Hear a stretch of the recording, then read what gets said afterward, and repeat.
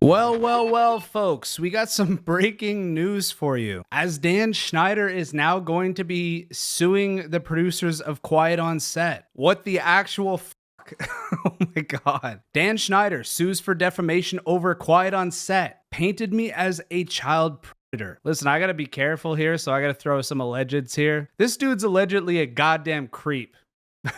I'll say it, kind of. So Dan Schneider is taking producers of Quiet on Set to court, claiming they defamed him by falsely portraying him as a child sexual abuser at Nickelodeon and ruining his reputation. So he's slamming the docuseries and its creators, including Warner Brothers Discovery and Maxine Productions, Sony Pictures Television, and others, for falsely implying he sexually abused the child actors who worked on his shows back in the day. Alexa Nicholas, you better watch out. His lawyers don't mince words, blasting Quiet on Set, the dark side of kids TV as a hit job. As you know, Dan created The Amanda Show, Drake and Josh, Zoe 101, iCarly. We're aware of his illustrious past, okay? Now the dude's kind of fallen off. Ugh. Dan's lawsuit alleges the docuseries used manipulative editing techniques to create a false impression of Schneider. The suit claims the defendants tried to lump Schneider into the same bucket as two other convicted child sex offenders who worked on some of the Nickelodeon shows. He said the defendants did it all for clickbait, ratings, and views. Or simply put,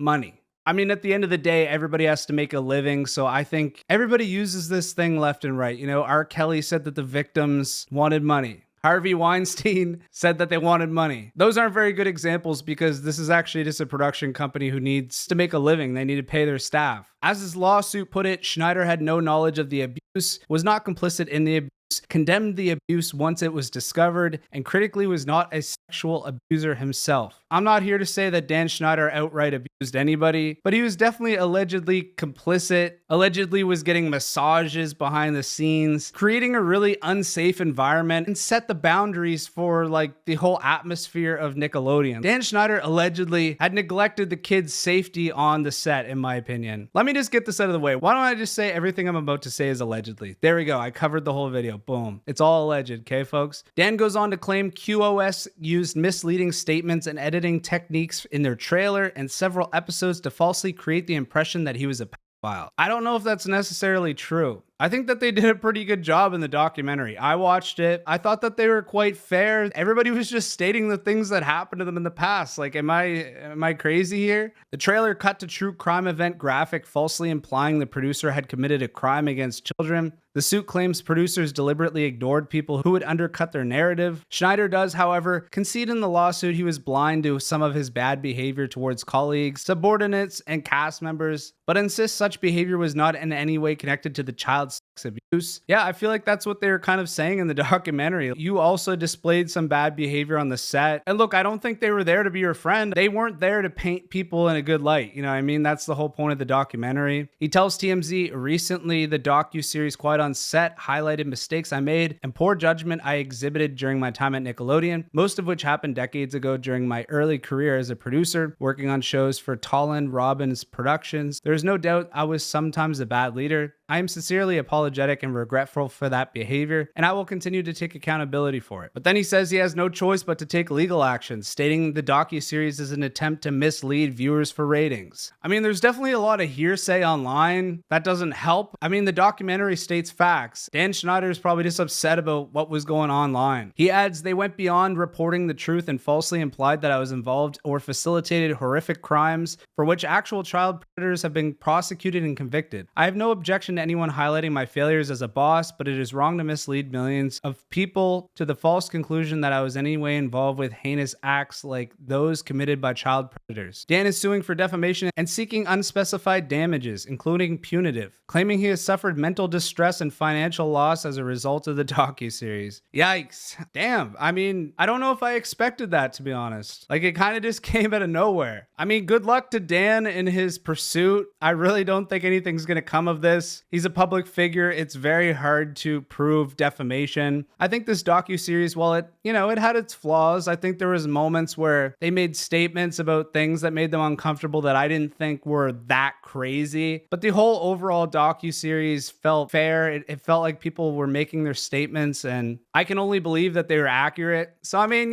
good luck to Dan. I can't see him winning this, but let me know what you guys think in the comments below. And you guys know the drill. Ta-ta for now.